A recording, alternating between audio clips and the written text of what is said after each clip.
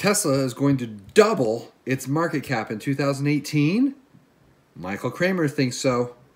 Michael Kramer goes into why he likened Tesla to Amazon. Was my prediction for Tesla's stock price today dead shot on? This and more in episode 8 of Deadshot Investor. I don't even know how much I really made. I forgot, it's a lie. Fuck that, never mind what I got. Came up, that's all me for real. Michael Kramer from Seeking Alpha makes a bold prediction. I predicted Tesla would have a larger market cap than Apple by 2030, but Michael Kramer upped the ante, predicting that Tesla would have a market cap of $100 billion by the end of 2018. Let's have a listen. All right, well, today we continue our Idea of the Month partnership with Seeking Alpha, and joining us now is Seeking Alpha author Michael Kramer. Michael, as we head into 2018, you've made some pretty bold predictions. The first one being that you think Tesla could double and have a $100 billion market cap in the new year. How are we going to get there? Well, for the past 2 years, the market's been valuing Tesla at about 2.75 times forward sales. And when you look at their estimates of about $28 billion for 2019, it gets us pretty close. And then when you think about the semi-truck and potentially capturing maybe $1 to $2 to $3 billion in potential sales there, which would represent about 10% of the market, you get to a number around $30 billion in potential sales. And then I thought to myself, well, maybe if they can have some improvements in some of their other batteries and sales with batteries, and then you think about their energy initiatives with the solar shingles and other such things, maybe you could potentially get to potential sales of $32 billion in 2019. And with the price to sales multiple trading around 2.5 to 3 times, you get to 3 times at $33 billion, would be a market cap of $100 billion. So, he discussed in a few seconds what we talk about all the time, Tesla's various products stealing market share. He goes on to discuss more of his thinking. Are you confident that Tesla and Musk can deliver what they've promised on, given the track record?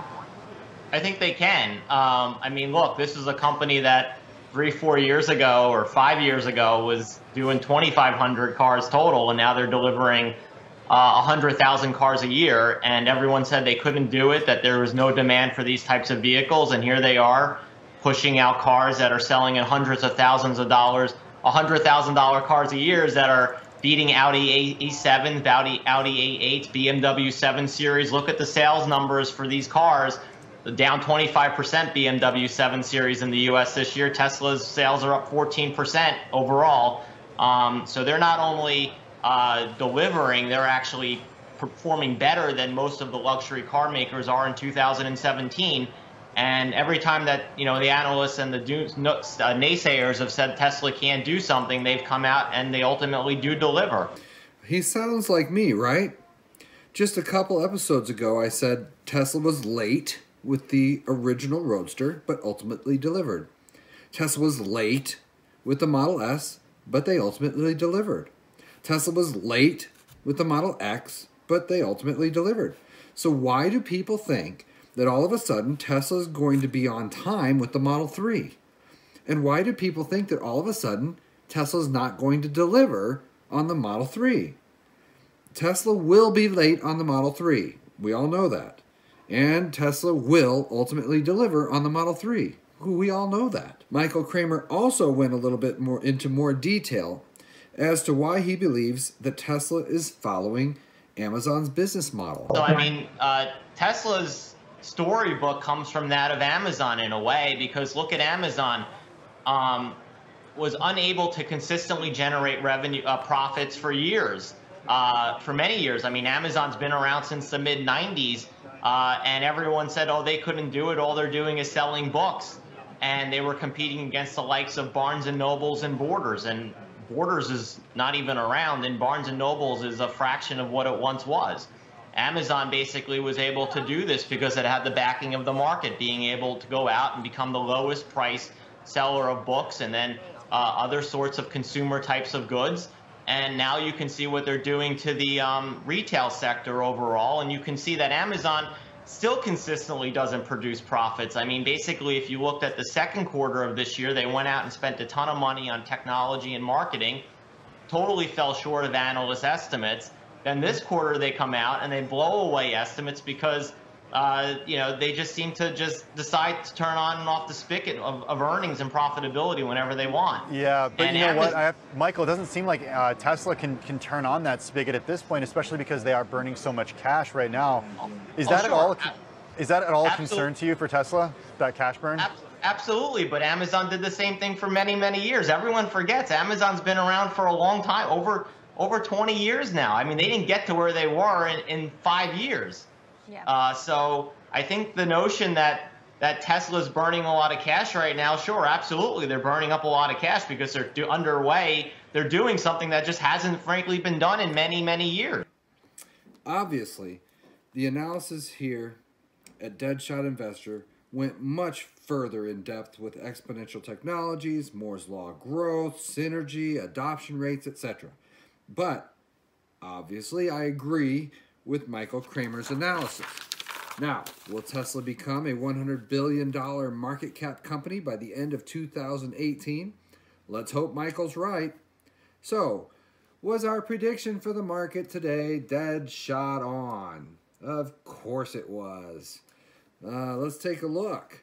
What did it do today? Let's look at the daily chart. We've got our trend lines.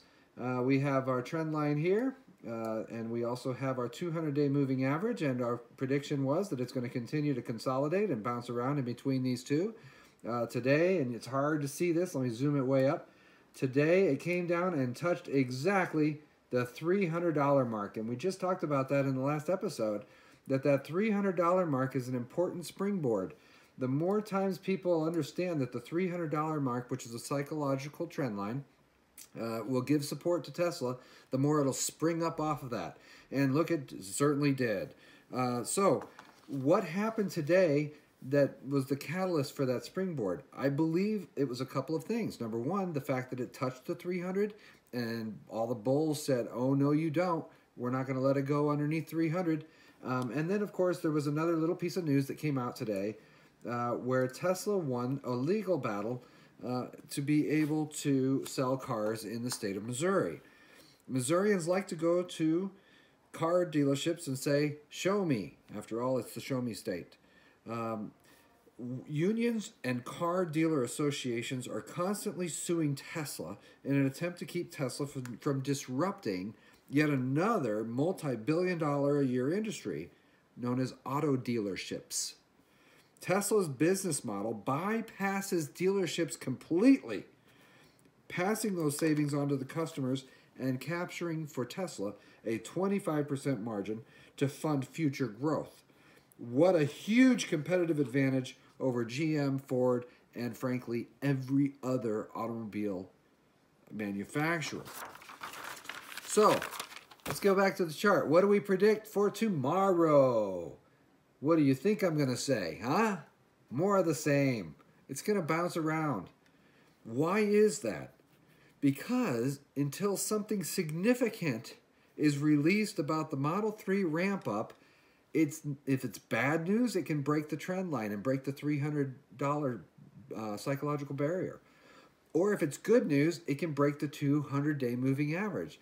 But until something significant comes out about is Model 3 being ramped up or not, it's going to just bounce around in between those two. And yes, today was a great day. Went up $10 or whatever. But it doesn't really significantly change making this a huge buy or a huge sell because it hasn't broken either barrier. It's just jello on the plate. It's just vacillating in between these two marks. But speaking of the S-curve, we have a fantastic subscriber to this channel, and his name is Brandon Smith, and he shot me a link to this link right here. And as you can see, there are VINs, Model 3 VINs, that are being sighted out on the streets. Now, I mean, you can see the different VIN numbers, and you can actually look at each VIN number, and you can see the different VIN numbers that are happening. But I like this curve right here that kind of shows the entries as it's happening. And I can see a little bit of a ramp up going on here as we enter December. And so hopefully that will continue. But Elon Musk said in the Q3 conference call that the curve will almost go completely vertical when all the robots are dialed in. And the reason is, he said, that he likes to see a robot that's going so fast that the only way to see it is to use a strobe light. And he said with a human, you can never reach that speed. That's why he likes robots so much. So we'll watch this chart very closely, thanks to Brandon. And thank you to you for joining me. Please subscribe. This is Deadshot Investor saying, peace out. Little bitch.